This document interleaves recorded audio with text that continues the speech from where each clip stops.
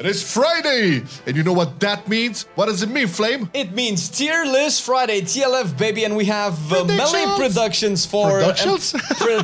Predictions, you know how it is, man. Predictions, baby, predictions for both Mythic Plus and the raid. And you cannot really do any raids without add-ons, man. That's the real gist of it. Oh, not just any add-on, though, by the way. It's the Echo Raid tools that we managed to actually get our hands on. And it was really... Yeah. I actually had issues with Diurna on our last progression fight because I kept messing up with mechanics. I was like, okay, what am I missing here? I just had the add-on installed. I scrolled back to Diurna and I saw like, oh, the ionizing mechanic or whatever. Instantly installed the Wicker and I realized that I was just zapping everybody because I was just too close to them. It actually was Nobody pretty knew. helpful. Nobody knew. Sorry, healers. Yeah, but listen, you can get your Echo Raid tools by downloading the CurseForge app. It's in the description. As always, thank you, CurseForge, for sponsoring the video and making everything possible. If you guys want to help us in any ways, just downloading the app makes a huge difference for us. Thank you. Now let's start it off with the first spec on the list, Arms Warrior. Alphabetically. It is a little bit alphabetically, but yeah. They did get like slightly buffed. I believe they got some buffs. So Arms similar to Fury, they got, I think was an overall 4% ability damage and 4% melee damage buff.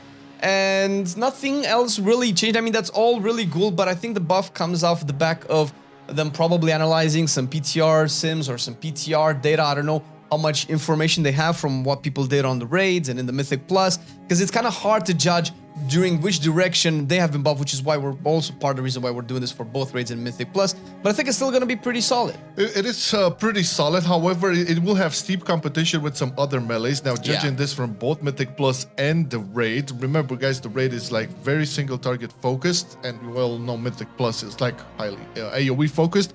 I'm not too sure about it. I'm probably gonna place it into a B tier. Yeah, I think it's like safe zone. Okay, so B tier is gonna be the safe zone regardless of what spec is in B tier. It's gonna do very, very well, as opposed to some other specs that will be probably more at the top. Probably not Assassination. Now, Assassination has been slightly buffed as well. Yeah. We have to mention that it still needs a lot of looking into for a lot of its mechanics and how it plays. I know, we had a podcast with Whisper addressing a lot of the core issues with the spec. Obviously, it's still a pain to play in Mythic Plus, so it cannot be ranked too high over there. However, we can see it be a little bit more present in the raid since it is a much more prominent single target damage profile than an AoE one. Yeah, so we don't know the exact sims for all of the specs right now, so if Assassination ends up being like way better in single target than, let's say, Outlaw or Sub, you're probably going to see it like a tier higher. But since we're still waiting on all the final numbers and the rate to launch out, I think it's still a safe B tier. Just predictions, predicting it into a safe zone here. It can go either way. So if it's not going to do too much single target, it probably will drop. If it's going to do better single target than the other rogue specs, it's definitely going to be bumped up. Next on the list, Outlaw Rogue. And, we talked about the tier set in the past. We still believe it's strong. They also got buffed to the abilities Between the Eyes and Dispatch has been buffed. We were kind of predicting Outlaw to be among the top melee DPS in all content, so Mythic Plus and the raid. Yeah.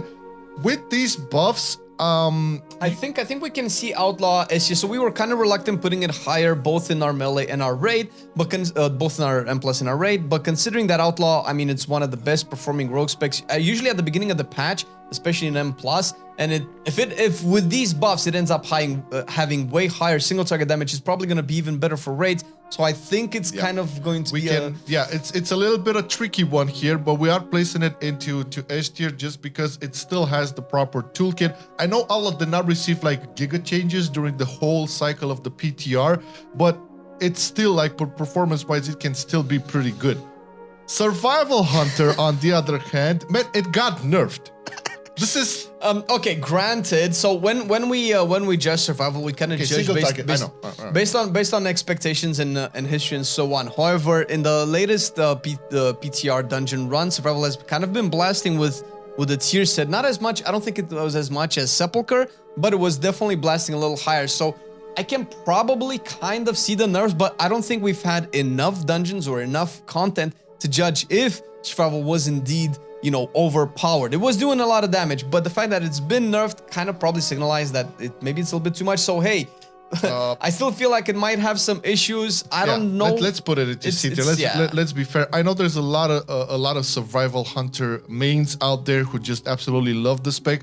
At the core of it, we love the spec as well, and we want it to perform better. I just feel they're not hearing the mark with the changes, and this will probably affect its performance in both Mythic Plus and the raid. We'll see. Yeah, but we don't see it being too high in the ranks or picked up, especially where you have marksmen and BM who are clearly doing a lot better. Sorry, hope Blizzard does something about this. Enhancement Shaman, very great tier set. We mentioned this in the past as well. It got a little bit nerfed, I believe, but this doesn't really. I don't think that's enough. I think they took away one of the chain lightning charges from it, and now you can only have, after you sunder, you have only 2 chain lightnings that are important instead of 3.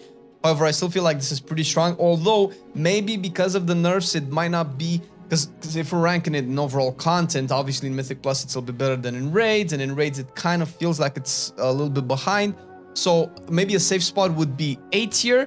It's still gonna do probably very, very, very high amounts of damage, but it's hard to judge exactly where it's gonna be, considering that the nerfs might not see it as high as before. Yeah, I mean it's cool that, you know, it will have definitely help and building towards like the both types of damage. It will deal like elemental and physical. It's pretty great. It's a pretty great spec for 10.1, 100%. We're just not sure if it's gonna be 100%. S tier, but A tier, like I think we will keep it in front of A tier because it's like very close over there. Predictions, by the way, dreamcrafting here. Don't take it too seriously, all right? Feral Druid.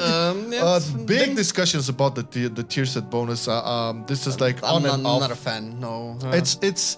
I mean, I've seen some people that actually like it. I personally don't like it as much. To be fair, if we play with it, it might actually be better, but... Yeah, this is the thing. I always felt Feral Druids were a lot more like involved with themselves, like with the spec and the mechanics of it, like just passive combo points regeneration and, you know, more agility. It's fine, but it feels so bland. It feels so like you want to dumb...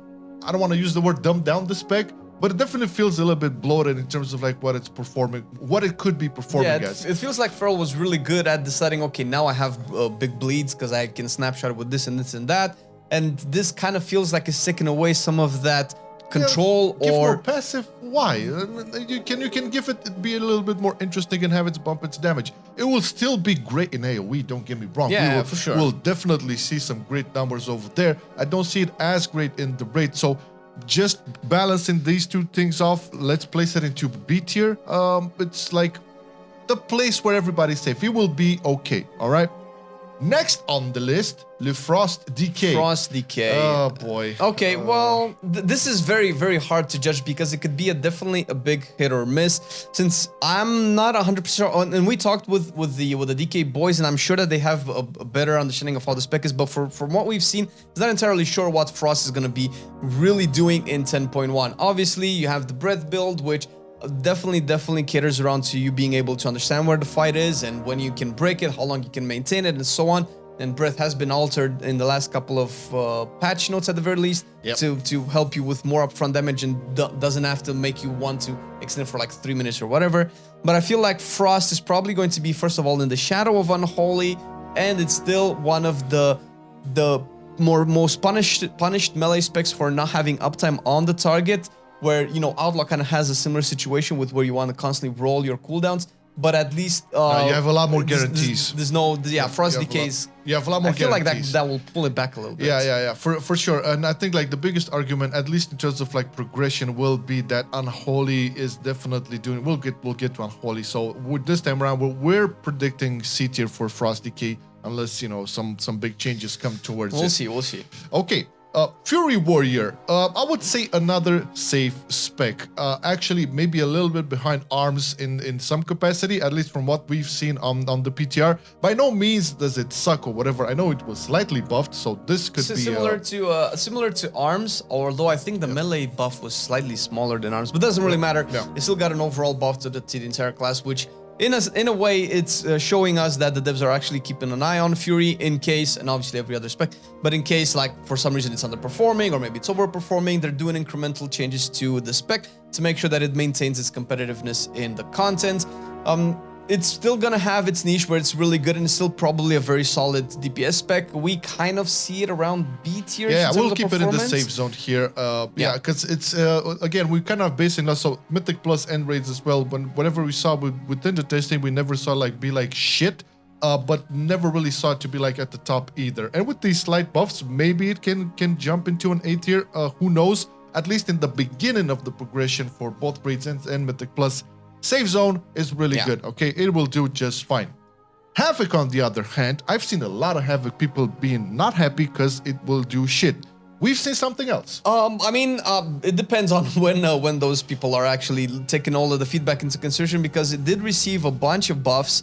I think it's mostly to single target. I know Demon's Bite and Demon Blades have been buffed as well, among other things, and is likely going to do a little bit better. Because, okay, listen, fair enough. To the Havoc Raiders, at the very least, Havoc is good in AoE fights. In single target, it's fine, but it never really, you know, like explode is like, oh my god. And for a spec that's this good in AoE, you kind of think it's like, okay, well, what's my single target? Maybe there's a trade-off, right? Yeah, because sometimes you need, but obviously since we're ranking it also through the Mythic Plus lens, it's probably going to be overall a much better spec for you to choose if you're going to go in 10.1, if you're looking for a melee. Yeah, so the truth will be, unless they change it, right, you'll be pretty godlike in Mythic Plus, and you'll be like decent in the raid, since there's a lot more single target there. I think A tier prediction. Yeah, I think A tier is fine. Similar to Enhance, I would imagine. Decent enough. Okay, time for Red Paladins, and let the forks come in. Red Paladins are looking very strong, to no one's surprise. The thing with Red Paladins and all of the other, a lot of the other specs here, it's like Red Paladins will be very strong at the beginning, but then, let's say, through the middle of the season, a lot of the other specs will catch up. You have to remember, specs that are mostly reliant, as Red Paladin was, on haste and mastery, or anything combined with these, will be bumped up during the middle, once they catch up with more gear. This is what I'm saying. I know a lot of people hate the scaling thing, but it is a reality, and this happens, and it also happened with Red Paladins in the past. So, Red Paladin, great damage profile, it can do giga single target, it can do giga AoE burst. It's gonna be great for both the raid red and aura, Mythic baby, Plus. red aura. And yeah, it's gonna be super useful with the red aura. We already see it in our team, like making a difference. Not to mention all of the other tools a Paladin brings. So it's gonna have to be an S tier spec over here. For sure. Predictions wise, it could be nerfed. It could be changed in some capacity. However, if you like playing Red Paladin and you're not a flavor of the month meta slave or wherever, just keep on to it. I feel the spec is so fun to play right now, regardless of the damage profile it has. It will still bring utility, and it's a blast to play. It also deserves its spotlight. Yes, Red has never been S tier. If you think like maybe in the last, I don't know, 10 years more. All the time. All right, Sub Rogue. Okay, Sub Rogue, similar discussion here.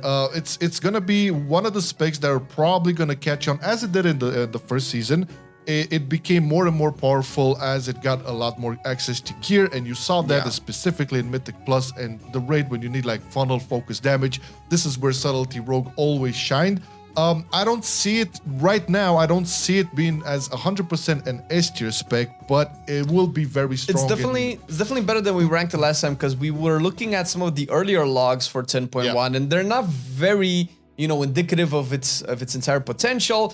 But with more testing and more tuning, I feel like Sub is probably a little bit better than what we initially it's definitely going to be at least an A tier. Again, we'll have to see like further down the line. Once the teams start forming up for Mythic Plus and progression on the raid, you're going to have a couple of Sub Rogues there, and moving towards like a month from the season start, you're probably going to see it higher and higher. So there's not too much to complain about when it comes to Subtlety. It has its niche. It's great at its niche, and it can also deliver on a bunch of different aspects of the game as well. Huge AoE, pure single target, all of that jazz. So A tier, I think, is like very, very respectable. For sure.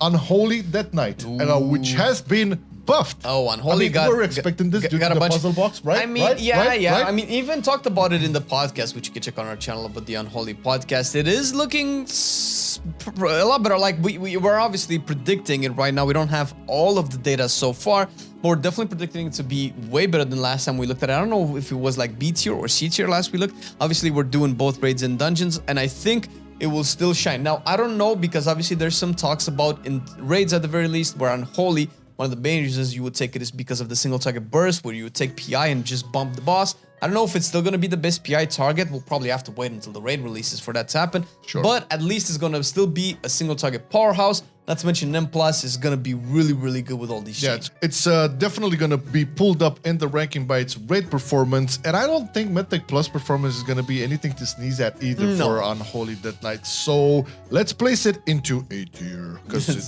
it's well deserved. Okay, it's well deserved. We've seen the last performance they did. Obviously, Puzzle Box was a big thing. But now, with the buffs and the nerfs to Puzzle Box and everything that was going to come to Unholy, I think it's going to be one of the best. Okay.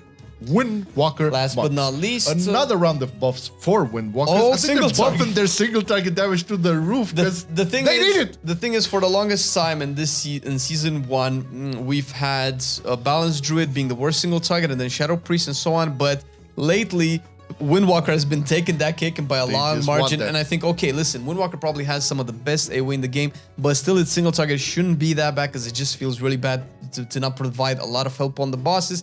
And we're constantly seeing single target buffs. Now, I don't know if it's enough. From what I understand, it's still a little bit what they would like for at least raiders at the very least. Obviously, M+ is still going to be really good. Yeah, and M+, there's no question about it. It's always down to the discussion on the pure single target. And yes, like even the tier set addresses the single target, Fist of Fury doing more single target damage.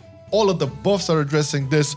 I'm pretty sure it's going to be a lot better than we initially thought it was going to be, at least for the raid. So if initially we thought it's gonna be maybe not that good, probably in the safe zone, now it's looking to be slightly better, you know, up to a decent place. Not to mention it's gonna just kick it off the park with Mythic Plus. So in this regard, A tier for Windwalker. For sure, it's safe. Likely still gonna be maybe the best monk spec period to have in a group, so you're probably gonna get a Windwalker before you're gonna get like a Brewmaster or Mistweaver. So that's probably why it's also in an A tier. Probably. But this is how the distribution for our predictions for both Mythic Plus and the raids are looking. It's all based on more dreamcrafting and some previous data we have from the past, but mostly on the latest changes Blizzard announced with everything happening.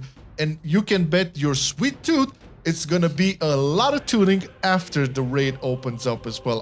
They did this last time, right? They did 2 tunings before the patch went live also, so like what are we talking about? Yeah, so it's gonna be cool to like look back at this and see how wrong and right we were regarding, and listen, we have no impact here whatsoever if they're gonna like nerf Outlaw and Ret and Enhance and DH to the moon and buff Survival and Frost, then hey, more power to them. We will love to just look at that and just, you know, report on it. As always, thank you Patreons for supporting the content, and big shout out to the CurseForge app for sponsoring the video. Remember guys, the link is in the description. Download the app. You can install your Echo Raid Tools add-on as well. Very cool for usage in the raid progression.